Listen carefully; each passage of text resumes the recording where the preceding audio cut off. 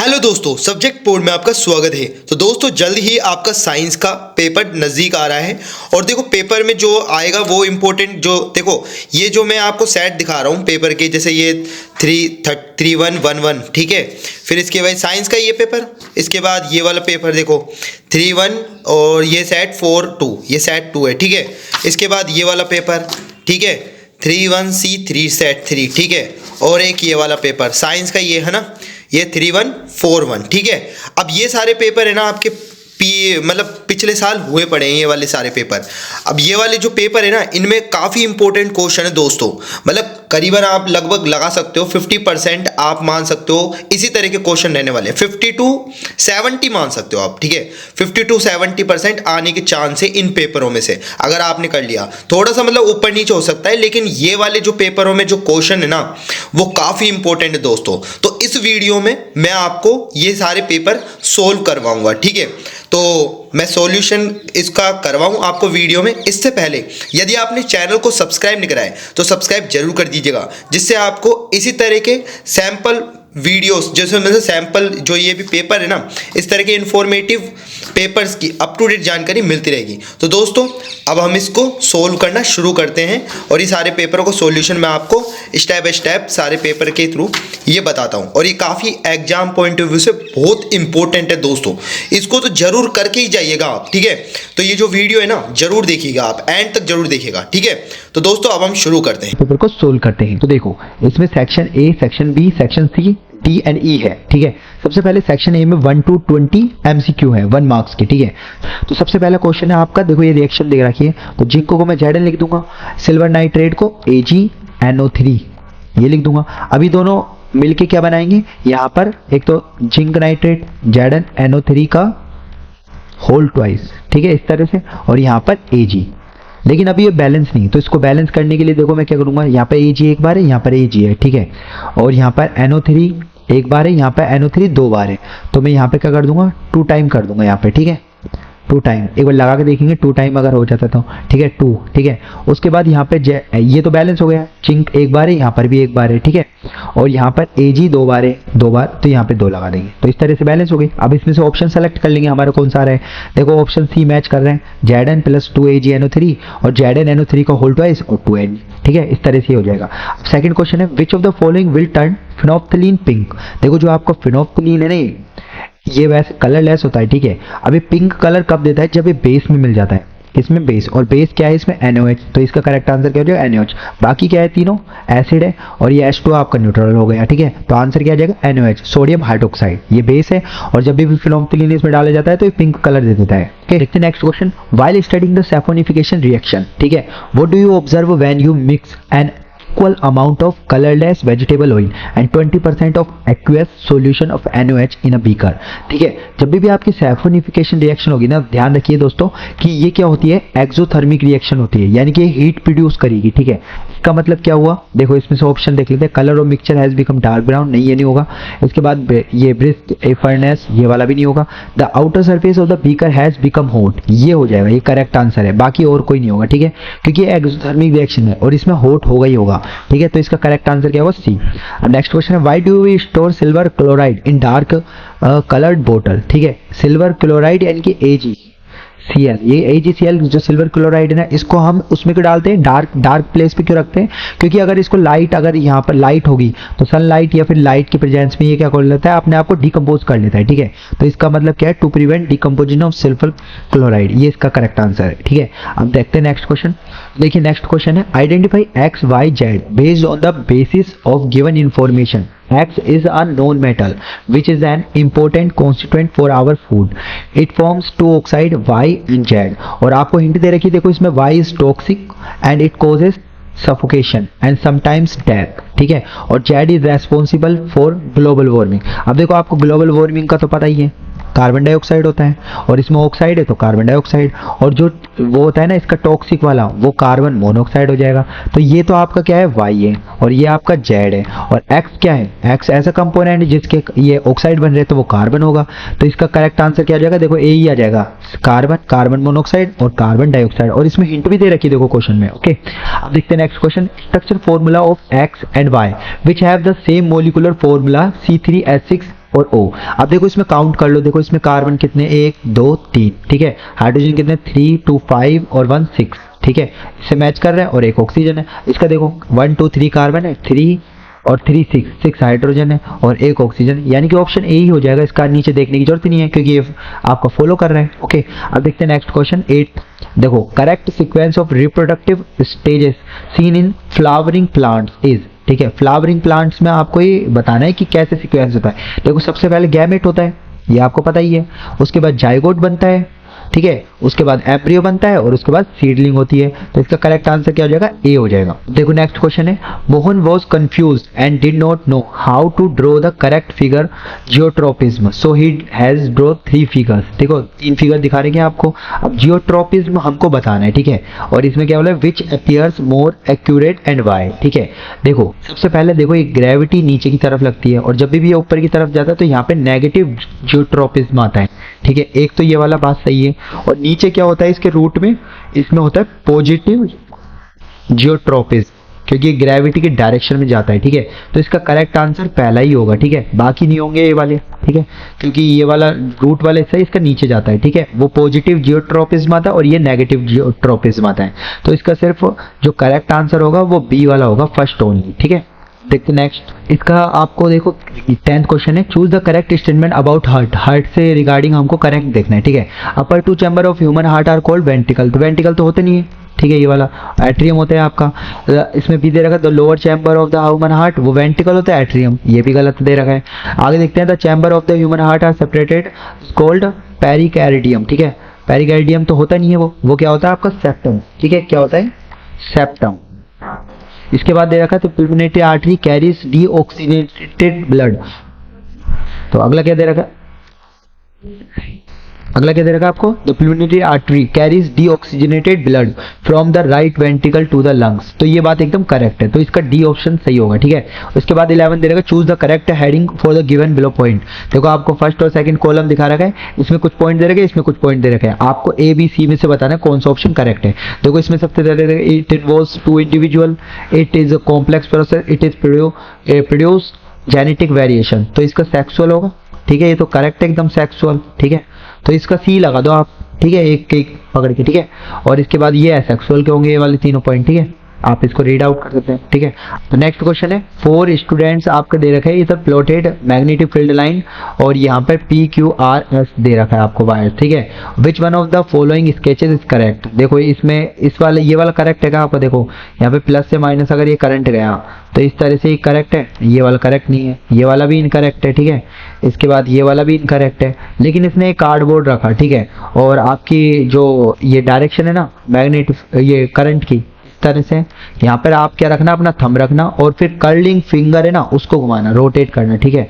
तो वो कैसे कर्ल करेगा, ऐसे करेगा वो इस तरह से। तो इसका आंसर क्या आ जाएगा, डी इसका करेक्ट आंसर। देखो आप pea plant is represented by capital R small R. Capital R किसको रिप्रेजेंट करता है, राउंड, ठीक है।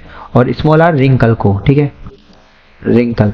अब दिस रिप्रेजेंट, अब देखो ये जो आर और स्मॉल आर होता है ना, इसको क्या कहते हैं हम, जेनेटिक कंपोजिशन कहते हैं इंडिविजुअल का, ठीक है। इसका आंसर ए ही आ जाएगा और देखने की जरूरत नहीं है, जेनेटिक कंपोजिशन होता है ये इंडिविजुअल का। देखते हैं next question, the voltage current graph of metallic conductor at 2 different temperature. देखो T1 और T2 पर आपको बताना है at which temperature is the resistance higher. आपको हाई रेजिस्टेंस बताना है, ठीक है। सबसे पहले आप कोई भी एक पॉइंट करंट को कांस्टेंट मान लेंगे। इस करंट पर इस T1 की वैल्यू और इस पॉइंट पर T2 की वैल्यू, ठीक है। सबसे पहले हम जानते हैं कि ओम्स लॉ के अकॉर्डिंग क्या होता है, V बराबर IR, ठीक है। यहाँ से मेरा R क्या आ जाएगा, V/I, ठीक है। अब देखो पहली वाली कंडीशन अगर T1 के लिए बात करूं, जैसे मैंने सपोज करा ये वाली डिस्टेंस, ये वाले मैंने मान लिया 2 और ये पूरा बड़ा वाला मान लिया मैंने 5, ठीक है। अब मैं T1 के लिए लगाता हूँ तो 2 और करंट को I मान लो कांस्टेंट है ना ये तो, ठीक है। और T2 के लिए बात करें तो T2 के लिए क्या होगा, 5/I। अब ये बताओ मेरे को ऊपर वाली संख्या कौन सी बड़ी है, ये वाली बड़ी है। तो T2 के लिए हायर रेजिस्टेंस हो जाएगा क्योंकि R बराबर V/I, ठीक है। बड़ा ऊपर होगा तो वो भी R ज़्यादा होगा, तो इसका मतलब क्या हो गया, हमारा T2 वाला बड़ा है, ठीक है। T2 टेम्परेचर पर रेजिस्टेंस हाई होगा, ठीक है। इसके बाद नेक्स्ट क्वेश्चन है, as per Michael Faraday the 4 finger, middle finger and thumb indicate the direction of, ठीक है। तो देखो इसमें जो 4 फिंगर है ना आपकी, तो 4 फिंगर क्या काम करती है आपकी, मैग्नेटिक फील्ड का, ठीक है, मैग्नेटिक फील्ड का। और जो मिडिल फिंगर है आपकी, मिडिल फिंगर किसका काम करती है, करंट, ठीक है। और थंब आपका डायरेक्शन करता है फोर्स का, ठीक है। तो इसमें आंसर क्या आ जाएगा, MCF। तो MCF 20 का करेक्ट आंसर होगा। इसका नेक्स्ट क्वेश्चन है, देखो an electron enters a magnetic field at right angle to its shown, ठीक है, ऐसे आपको दिखा रखा है, ठीक है। अब देखो इलेक्ट्रॉन की डायरेक्शन इस तरह, तो करंट किस डायरेक्शन में होगा, उल्टी तरफ। ध्यान रखने की बात, इलेक्ट्रॉन जिस भी डायरेक्शन में होता है, करंट उसके अपोजिट डायरेक्शन में, करंट इस डायरेक्शन में, मैग्नेटिक फील्ड इस डायरेक्शन में। तो अब देखो आपको फोर्स देखना है, ठीक है, क्या देखना है, electron enter magnetic field right angle, ठीक है। अब आपको बताना है कि इसमें देखो to the right, to the left, out of the page, into the page, ठीक है। तो इसमें आपको देखो enters a magnetic field at right angle, ठीक है, और ये बता रहा है। तो फोर्स क्या होगा इसमें, into the page, on to the page, और लेफ्ट या राइट, ठीक है।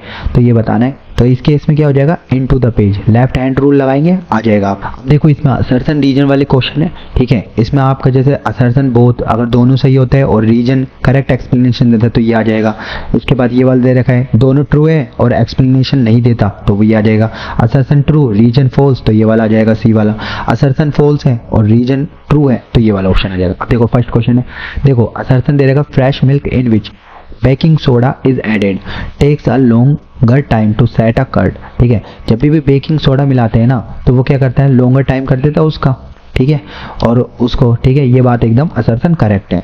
रीजन देखते हैं, baking soda decreases the pH value of fresh milk below 6, ये बात इनकरेक्ट है, क्योंकि जब भी बेकिंग सोडा मिलाते हैं ना तो उसकी पीएच क्या होती है, पीएच अबव हो जाती है, ओके। तो इसका मतलब असर्शन, इसका इसमें क्या आ जाएगा, देखो असर्शन तो ट्रू है, रीजन फॉल्स, सी आ जाएगा इसका, ठीक है। नेक्स्ट क्वेश्चन है, द ओपनिंग और closing of the pore is a function of guard cell, ये एकदम करेक्ट बात है, ठीक है। फिर reason, stomatal pores are the site of exchange of gases by diffusion, CO2 और O2 वो एक्सचेंज करती है, तो ये बात भी सही है। लेकिन ये बात बताओ मेरे को, रीजन असर, ये जो असर्शन है मतलब रीजन है, असर्शन को क्लेरिफाई कर रहा है, नहीं कर रहा ना, क्यों, क्योंकि देखो ओपनिंग और क्लोजिंग होती है ना वो वाटर के कारण होती है। अगर वाटर ज़्यादा है तो वो स्वेल अप हो जाती है उसकी स्टोमेटल गार्ड सेल्स, अगर वाटर उसमें कम हो जाता है तो वो श्रिंक हो जाती है, जिससे वो ओपनिंग और क्लोजिंग करता है, ठीक है। लेकिन इससे नहीं होता है ये वाला, तो इसका रीजन असर्शन को क्लेरिफाई नहीं कर रहा। तो इसका आंसर क्या, असर्शन और रीजन करेक्ट है बट नॉट करेक्ट एक्सप्लेनेशन, ठीक है, बी इसका करेक्ट आ जाएगा, ठीक है। तो यहाँ बी लगा देंगे हम। इसके बाद नेक्स्ट है, देखो lipase help in emulsification of fat, lipase तो करता नहीं है, वाइल जूस करता है आपका, वाइल जूस क्या करता है, इमल्सिफाइड करता है फैट को, ठीक है। रीजन देखते हैं, lipase hydrolysis fat and oil, lipase hydrolysis करता है फैट और ऑयल का, ये बात एकदम करेक्ट है, ठीक है।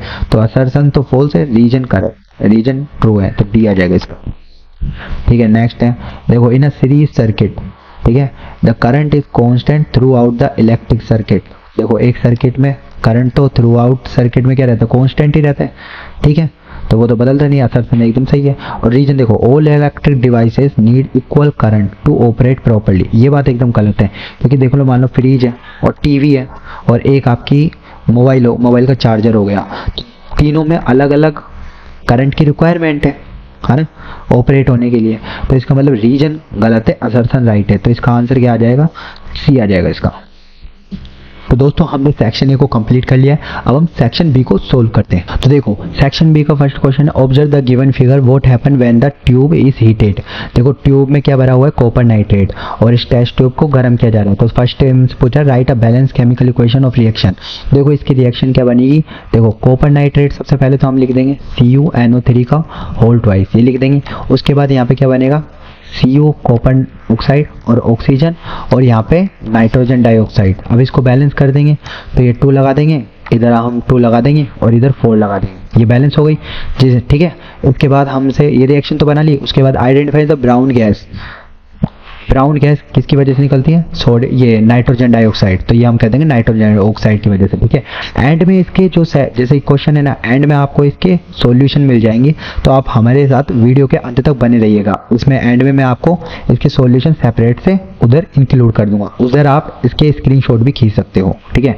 अब देखो एक नेक्स्ट क्वेश्चन है, why does carbon become stable after sharing 4 electron? वो type of bond is formed by sharing. तो जो बॉन्ड बनाता है वो तो क्या बनाता है? कोवेलेंट बॉन्ड, ठीक है। क्या बनाता है? Covalent bond. इसके बाद देखो, और वो कार्बन स्टेबल क्यों हो जाता है शेयरिंग के बाद? क्योंकि वो ऑक्टेट बना लेता है। क्या बनाता है? ऑक्टेट, ठीक है। ऑक्टेट की वजह से वो क्या हो जाता है? नोबल गैस कॉन्फ़िगरेशन ले लेता है। क्या ले लेता है? नोबल गैस कॉन्फ़िगरेशन वो ले लेता है, जिसकी वजह से वो स्टेबल हो जाता है। इसका ओवर वाला पार्ट भी देख लेते हैं। Why are covalent compound being poor conductor of electricity? देखो सबसे पहले आपका कोवेलेंट बॉन्ड में प्लस माइनस का खेल होता ही नहीं, ठीक है। उसमें चार्जेस नहीं आते, ठीक है। उसमें शेयरिंग ऑफ इलेक्ट्रॉन होता है, तो उसमें प्लस भी नहीं बनता, माइनस भी नहीं बनता, जिसकी वजह से वो पुअर कंडक्टर ऑफ इलेक्ट्रिसिटी होते हैं, ठीक है। उसके बाद कहता है why do covalent compound low melting and boiling point? तो देखो लो, इसमें क्या होता है, कार्बन कार्बन के बीच जो ये आपका कोवेलेंट बॉन्ड होता है ना, तो इसके बीच में इंटरमोलिकुलर जो फोर्स होता है ना, वो कमजोर होता है। क्या होता है? इंटरमोलिकुलर फोर्स, ये बड़ा वीक होता है, जिसकी वजह से क्या होता है, इसका बॉइलिंग पॉइंट और मेल्टिंग पॉइंट कम होता है, ठीक है। और इनके सॉल्यूशन आपको एंड में मिल ही जाएंगे, ठीक है। देखो नेक्स्ट क्वेश्चन है इसमें, in a bird and mammals the left and right side of the heart are separated, give reason. तो देखो इनके जो सेपरेट रहते हैं ना, आपके बर्ड्स और मैमल्स में जो हार्ट के वेंट्रिकल और एट्रियम, वो जो सेपरेट रहते हैं, वो इसलिए सेपरेट रहते हैं ताकि उसमें ऑक्सीजनेटेड ब्लड और डीऑक्सीजनेटेड ब्लड ये दोनों मिक्स ना हो। अगर ये मिक्स हो जाते हैं तो उसमें क्या लेस अमाउंट में एनर्जी हम मतलब ले पाते हैं, ठीक है। तो इस कंडीशन में देखो बर्ड और मैमल को ज़्यादा एनर्जी की रिक्वायरमेंट होती है, इसलिए ये मिक्स ना हो, मतलब डीऑक्सीजनेटेड ब्लड और ऑक्सीजनेटेड ब्लड। इस वजह से इनके क्या होता है, लेफ्ट एंड राइट साइड में हार्ट सेपरेटेड रहते हैं, ठीक है। अब देखते हैं next. Neha did not want to have a child, so we went to a doctor who suggested her to adopt contraceptive methods, ठीक है। What are the reason for adopting contraceptive methods, ठीक है। तो देखो इसके आपको कॉन्ट्रासेप्टिव मेथड देखो, तो इसमें आप बता सकते हैं कि अवॉइड अनवांटेड प्रेगनेंसी बता सकते हैं, ठीक है। अनवांटेड अवॉइड करें आप अनवांटेड प्रेगनेंसी, ठीक है, ठीक है। और फिर आप इस ये भी बता सकते हैं to keep population of a country under control, population को कंट्रोल करने के लिए, ठीक है, पॉपुलेशन को कंट्रोल, ठीक है। और फिर आपकी लिमिट भी होनी चाहिए, number of children couple wants to have, ठीक है। और उसके बाद आपको प्रिवेंट करने चाहिए ट्रांसमिशन, देखो प्रिवेंट करने के भी काम आता है। प्रिवेंट क्या? Transmission of sexually transmitted disease, ठीक है, सेक्सुअली ट्रांसमिटेड डिजीज, इनको प्रिवेंट करने के लिए भी इसकी रिक्वायरमेंट होती है, ठीक है। और इनके प्रॉपर आपको नोट्स एंड में मिल जाएंगे, तो वहां से आप ले सकते हैं, ठीक है। अब देखते हैं next question, define the term power of accommodation, ठीक है। Write the modification in the curvature of the eye lens which enables us to see the nearby object clearly, give reason between power and focal length, ठीक है। तो अब बताते हैं इसका power of accommodation क्या होती है आई के केस में। जो आपकी देखो ये जो आई लेंस होता है ना, वो सिलियरी मसल ये क्या कर देती है, एडजस्ट कर देती है फोकल लेंथ को, ठीक है। आपकी जो आंख है ना, फोकल लेंथ को एडजस्ट कर देती है, इसी को हम पावर ऑफ एकोमोडेशन कहते हैं, ठीक है। और इसमें जो कर्वेचर है ये आपका थिकर और थिन हो जाता है, ठीक है, वो केस टू केस वेरी करता है, ठीक है। उसके बाद जो अगर इसका पावर और फोकल लेंथ का P बराबर क्या होता है 1/f, ठीक है। और F ध्यान रखना फोकल लेंथ हमेशा मीटर में होती है इसमें, ठीक है, इस तरह से लिख देंगे, ठीक है। और वाले पार्ट में देखो क्या है, why is the sun visible to us 2 minute before an actual sunrise and 2 minute after actual sunset, मतलब 2 मिनट पहले क्यों दिखता है और 2 मिनट बाद तक क्यों दिखता है, तो वो किस कारण दिखता है, एटमॉस्फेरिक रिफ्रैक्शन, एटमॉस्फेरिक रिफ्रैक्शन के कारण होता है, ठीक है। अब आगे चलते हैं। नेक्स्ट क्वेश्चन है, DDT was sprayed in a lake to regulate breeding of mosquitoes. How would it affect the trophic levels in the following food chain associated with the lake? Justify your answer.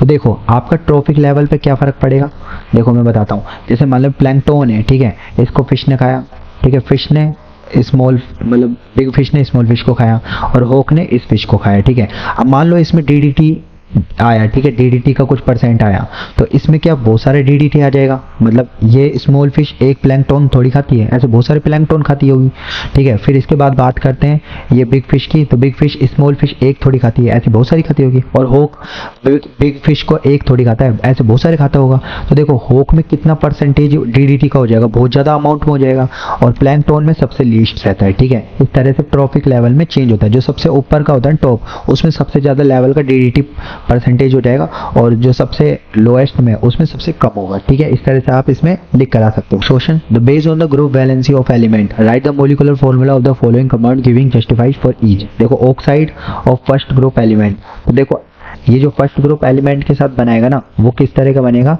ये बन जाएगा। देखो जैसे मान लो first group का M मान लिया मैंने, ठीक है, M और O, ठीक है, इस तरह से। तो देखो ऑक्सीजन की तो 2 होती है वैलेंसी, और इसकी क्या होती है 1 होती है। अभी क्रॉस मल्टीप्लाई करेंगे, फर्स्ट एलिमेंट फर्स्ट 2 ग्रुप होता है, उसकी तो 1 वैलेंसी होती है, ऑक्सीजन 2 होती है, ठीक है।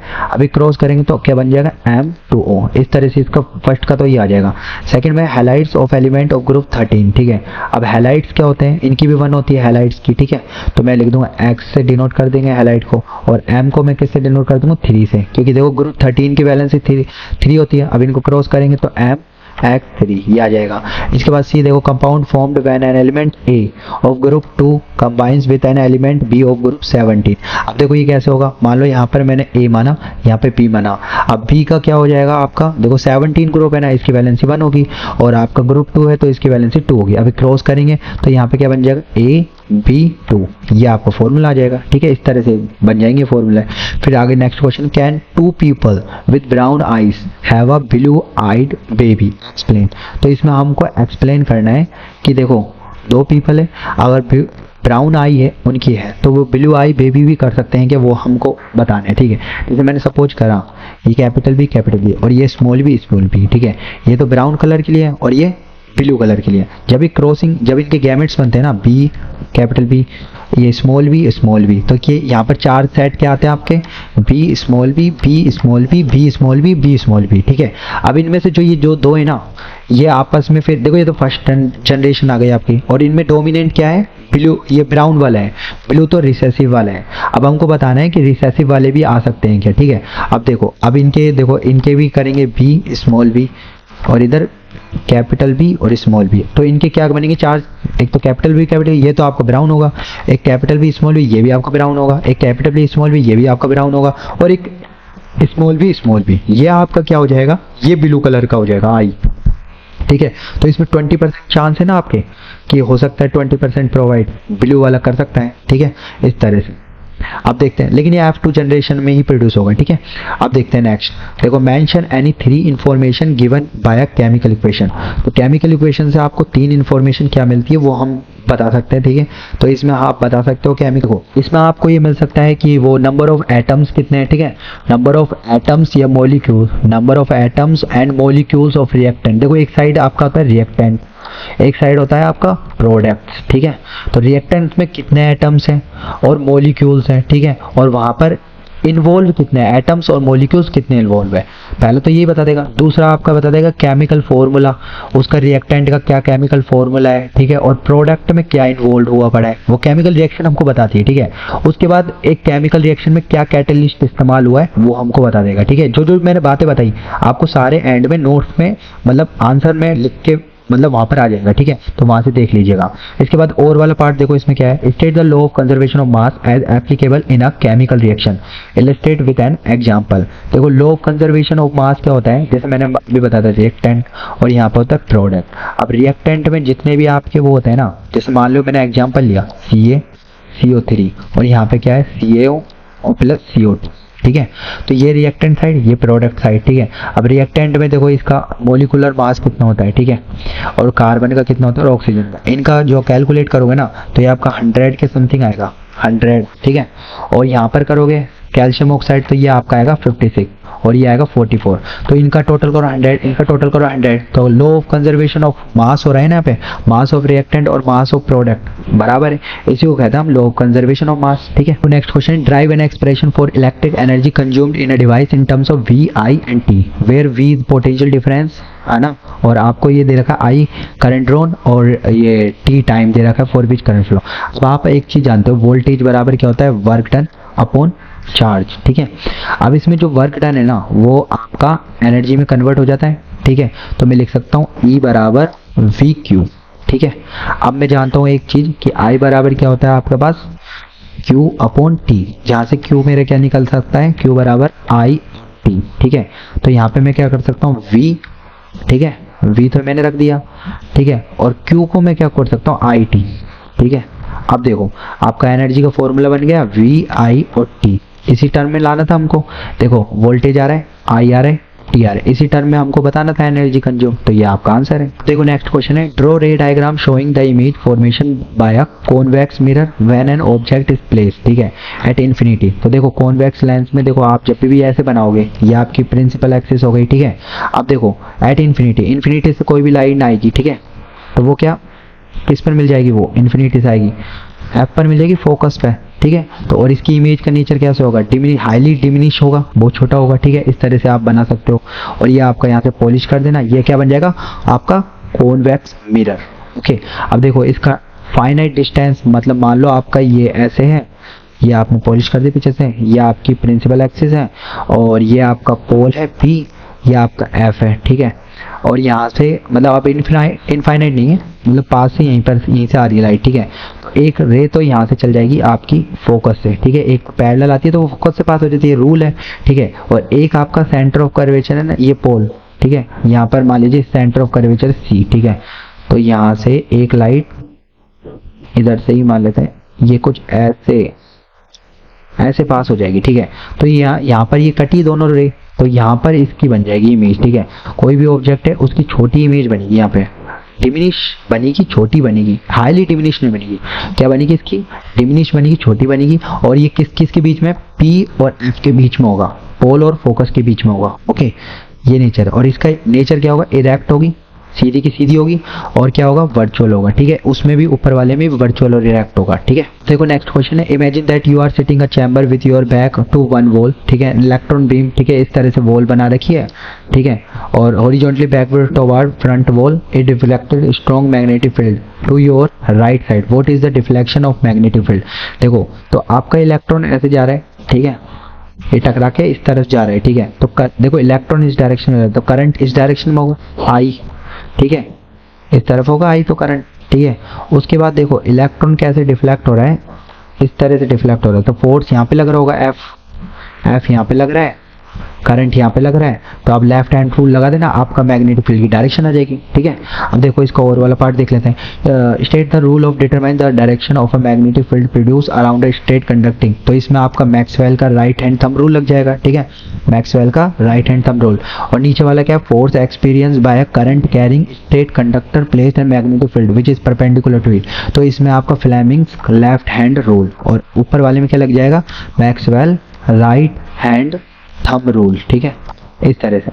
अब नेक्स्ट देखते हैं, how does food chain differ from a food web. देखो जो आपकी फूड चेन होती है वो क्या होती है, फीडिंग मैकेनिज्म होती है, एक चैन मतलब एक सीरीज में होती है, ठीक है, जैसे ये फिर ये फिर ये, तो इस सीरीज में होती है, किस में होती है, सीरीज में होती है फीडिंग मैकेनिज्म, ठीक है। और फूड वेब क्या होती है आपकी, फूड वेब होती है नेटवर्क होता है, ठीक है। जैसे मान लो ये चैन है आपकी, फूड चैन है बहुत सारी, ठीक है। अब इन सभी के बीच में एक इंटरलिंकिंग होती है, क्या होती है, इंटरलिंकिंग होती है एक दूसरे में, इसी को हम क्या कहते हैं, फूड वेब, ठीक है। तो हमने इस तरह से दोस्तों सेक्शन C कर लिया है पूरा। अब हम सेक्शन D को सोल्व करते हैं। D का फर्स्ट क्वेश्चन है, देखो आपको R1 दे रखा 10, 40, 30, 20 एंड 60 इस तरह से। तो देखो R1 की वैल्यू कितनी है, लिख देते हैं, ये आपका 10 दे रखा है, ये आपको 40 दे रखा है, ठीक है। और ये आपका क्या दे रखा है 20, ये 60, और ये क्या दे रखा है आपको, यहाँ पे 12 वोल्ट दे ही रखा है आपको। ये देखो 20 दे, देखो यहाँ पे ये एक मिनट, ये 30 दे रखा है, ठीक है, सॉरी ये 30 और ये 20 और ये 60, ठीक है, इस तरह से। अब इसका देखो पैरेलल कॉम्बिनेशन, तो यहाँ पे क्या करेंगे 1/R, ठीक है, 1/10 प्लस 1/40 इस तरह से निकालेंगे इसका, ठीक है। तो अब निकालें 40, ये आपका 4, ये 1, 5/40, ठीक है। तो ये 8 आ जाएगा आपका, यहाँ तो 8 इक्विवेलेंट आ गया इसका, ठीक है, इसका एक सर्किट में बनाए तो ऐसे 8 आ गया। इसका आप निकालेंगे तो इसका 10 आ जाएगा, ठीक है, क्या आ जाएगा 10 ओम आ जाएगा। अब इन दोनों का एडिशन करेंगे तो क्या आ जाएगा, टोटल इक्विवेलेंट क्या आ जाएगा पूरे सर्किट का, ये आ जाएगा आपका 18 ओम, ठीक है, पहले का आंसर तो हो गया टोटल एडिशन। और टोटल करंट फ्लोइंग सर्किट में बताना है हमें, तो टोटल करंट क्या होएगा आपका इसमें, देखो V बराबर ओम लॉ लगा देंगे, V बराबर IR, ठीक है। तो V आपको दे रखा है 12 और R की वैल्यू 18, I आ जाएगा आपके पास। तो ये कैलकुलेट करोगे तो 0.66 एम्पियर के समथिंग आएगा, ठीक है। अगर आपको इसका सॉल्यूशन अच्छे से जानना है तो हमें कमेंट बॉक्स में टाइप कर देना, इसका सेपरेट अलग से वीडियो में बना दूंगा कि पैरेलल कॉम्बिनेशन में कैसे हम करते हैं अप्लाई और सीरीज कॉम्बिनेशन में हम कैसे इक्विवेलेंट निकालते हैं आर, ठीक है। अब देखो नेक्स्ट क्वेश्चन है आपका, देखो N organic compound with an molecular formula C undergoes oxidation in presence of, देखो आपको जो KMnO4 दे रखा है to form a compound Y। तो इस केस में आपका देखो क्या बनेगा, इस केस में आपका देखो यहाँ पे एथेनॉल है ना, देखो यहाँ पर मैं बता देता हूँ CH3 CH2 और ये OH, जो आपका एथेनॉल है ना, जब ये इनकी प्रेजेंस होती है ना KMnO4 और जब इसको हीट देते हैं या फिर K2Cr2O7 इनको इसकी प्रेजेंस में होता है तो ये किस में चेंज हो जाता है, CH3 COOH एथेनोइक एसिड में, ठीक है। इस तरह से तो ये X हो जाएगा आपका और ये Y हो जाएगा। अब आगे हमको दे रखा है X on heating is presence of concerting, अगर इसी को हम देखो CH3 CH2OH, अगर इसी को हम किसकी प्रेजेंस में H2SO4 की प्रेजेंस में अगर हीट अप करें, ठीक है, तो ये आपका क्या बन जाएगा, ठीक है, CH2 डबल बॉन्ड CH2, ठीक है, ठीक है, एथीन बन जाएगा, ठीक है। और साथ में देखो वाटर भी होगा प्रोड्यूस, ठीक है, इस तरह से, ठीक है। ये आपका जेड हो जाएगा, ठीक है, पूरा पूरा ये वाला जेड हो जाएगा आपका, ठीक है, जो जेड आइडेंटिफाई करना है ये हो जाएगा। अब देखो इसमें आगे क्या क्वेश्चन पूछ रहा है, देखो ए तो हो गया हमारा, ठीक है। बी वाला देखो with hard water a compound function the production of shampoos and other cleaning products uses it causes water pollution and is not entirely biodegradable, hard water makes B less effective, there is no water pollution because it is 100% biodegradable, A and B. तो देखो ए आपका simply पता लग रहा है ये detergent होगा और बी क्या होगा आपका सोप होगा, ठीक है, खत्म। देखो सी वाला देखो cyclic compound x has a molecular formula, it is unsaturated and Burns with सूटी फ्लेम। देखो सूती फ्लेम होता है ना, वो अनसैचुरेटेड के लिए होता है और अनसैचुरेटेड मतलब डबल बॉन्ड और ट्रिपल बॉन्ड आते होंगे, और साइक्लिक का मतलब इसमें बेंजीन हो सकता है आपका, ठीक है, क्या हो सकता है C6H6, ये बेंजीन हो सकता है। और बेंजीन कैसे बनता है, देखो इस तरह से बनता है, यहाँ पे डबल बॉन्ड लगा लो, इस तरह से डबल बॉन्ड लगा लो, ठीक है, ये बेंजीन बन जाएगा आपका। लेकिन आगे क्या दे रखा है इसमें, will it decolourise bromine water और नोट एंड वाई, ठीक है, ये आपका डीकलराइज नहीं करेगा, ब्रोमीन वाटर को डीकलराइज नहीं करेगा। क्यों नहीं करेगा, क्योंकि इसमें एडिशन रिएक्शन नहीं होती, ठीक है, एडिशन रिएक्शन नहीं होती इसमें, ठीक है। आगे देखते हैं इसमें, an organic compound A is a constituent of antifreezes and has the molecular formula C2H6O, upon reaction in alkaline KMnO4 the compound A is oxidized to another B, identify the compound A and B, write the chemical equation for the reaction which lead to formulation of B, ठीक है। तो इसका क्या हो जाएगा, देखो इसमें आप लिख देंगे, देखो CH3, ठीक है, एक मिनट को, CH3 CH2OH, ये तो आपका एथेनॉल हो गया, ठीक है। अब इधर क्या लगा लेंगे आप, एल्कलाइन KMnO4, ठीक है, KMnO4, और यहाँ पे क्या कर देंगे K2Cr2O7 और हीट कर देंगे इसको, ठीक है। तो ये आपका किस में बदल जाएगा, CH3COOH, ठीक है, एथेनोइक में बदल जाएगा, ठीक है। ये आपका एसिटिक एसिड, ठीक है, और ये आपका एथेनॉल, ठीक है। तो A और B हम लिख देंगे, ये तो A हो गया और ये B हो गया आपका, ठीक है, इस तरह से हम लिख देंगे और केमिकल इक्वेशन ये हो ही गई आपकी, ठीक है। अब देखो नेक्स्ट क्वेश्चन है, व्हाट इज सेक्सुअल रिप्रोडक्शन। देखो सेक्सुअल रिप्रोडक्शन में क्या होता है, दो इंडिविजुअल होते हैं, ठीक है, ये आपस में मेटिंग करते हैं जिससे सेक्सुअल रिप्रोडक्शन होता है, ठीक है। Explain how this mode of reproduction gives rise to more viable variation than asexual. इनमें वेरिएशन ज़्यादा होते हैं आपके जो सेक्सुअल रिप्रोडक्शन होता है, ठीक है, क्योंकि इनमें DNA कॉपिंग होती है और एक दूसरे के गैमेट्स मिक्स होते हैं, ठीक है, इस वजह से, और बाकी आपको एंड में इनके सॉल्यूशन मिल जाएंगे, ठीक है। How does this affect the evolution, तो ये इवोल्यूशन को क्या करता है, अफेक्ट करता है, ये चेंजेस होते हैं ना धीरे धीरे, जैसे मान लो बैक्टीरिया है, कम टेम्परेचर पर पहले सर्वाइव नहीं कर पा रहे थे, तो इन्होंने इतने वेरिएशन करे कि ये अब उस टेम्परेचर पर सर्वाइव कर पा रहे हैं। तो चेंजेस की वजह से होता है, वेरिएशंस की वजह से, ठीक है।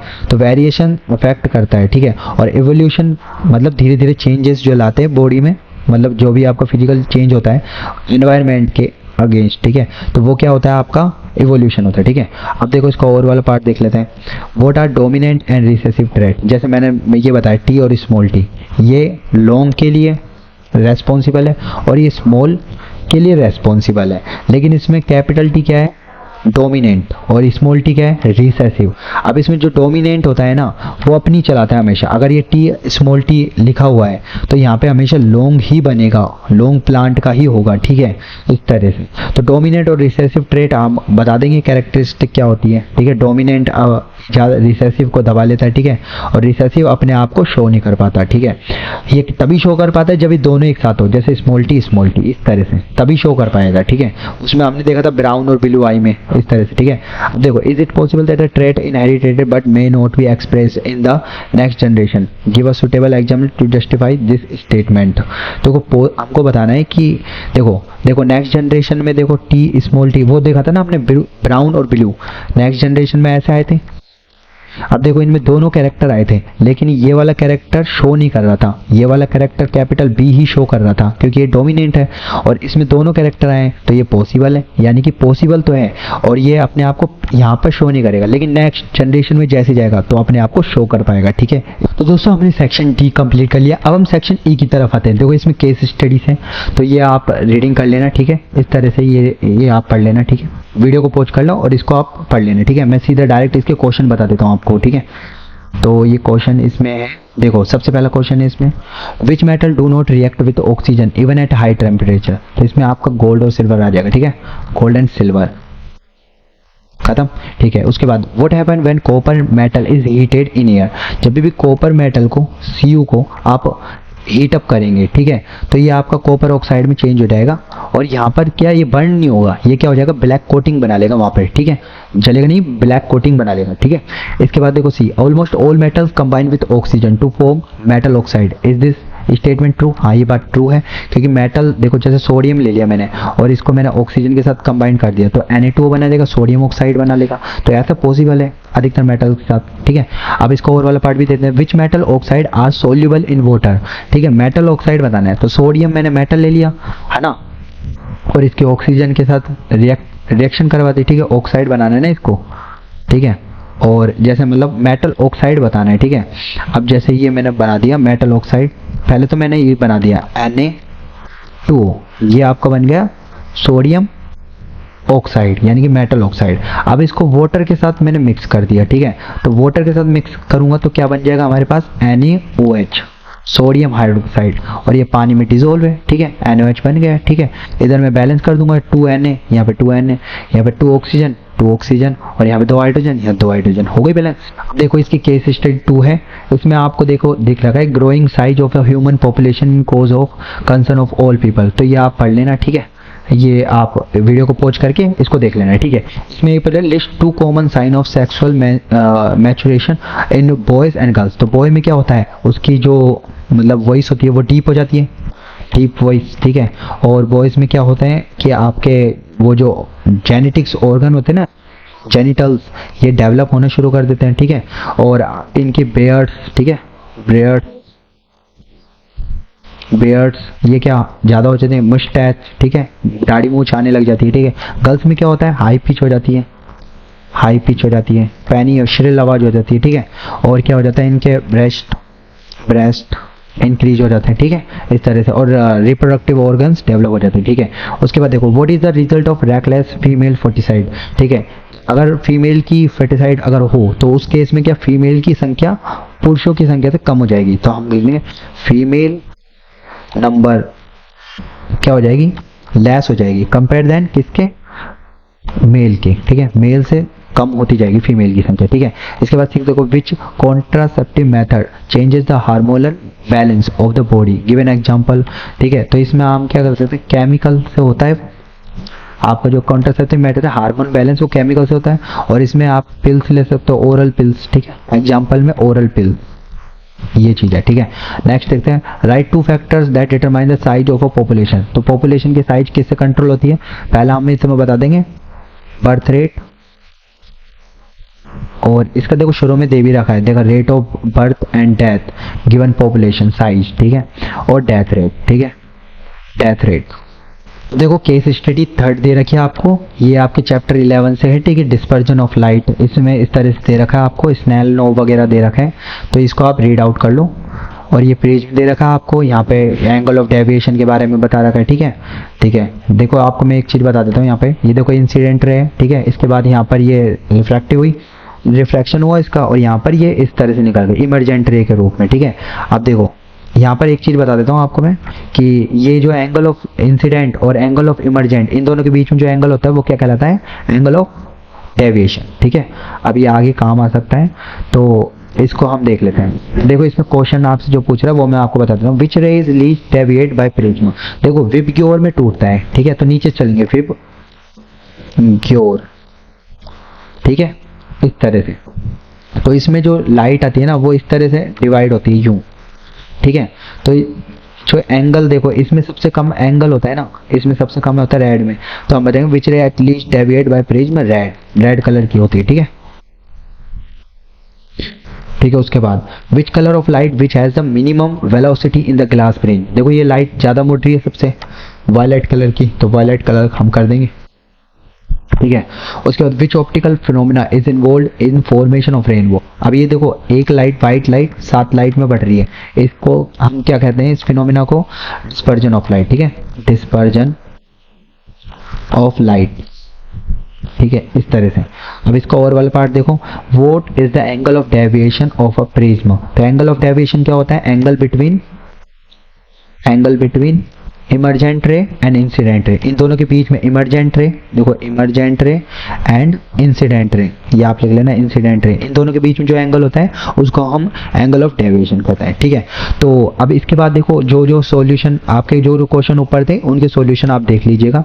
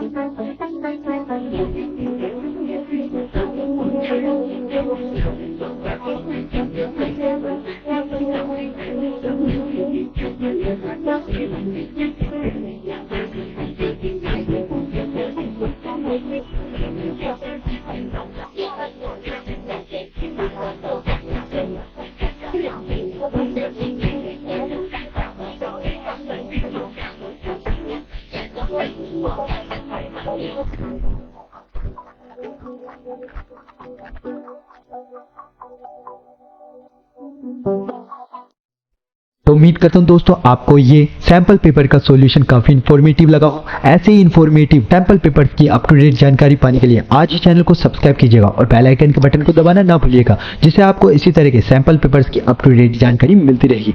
दोस्तों हम फिर से मिलेंगे, बाय बाय।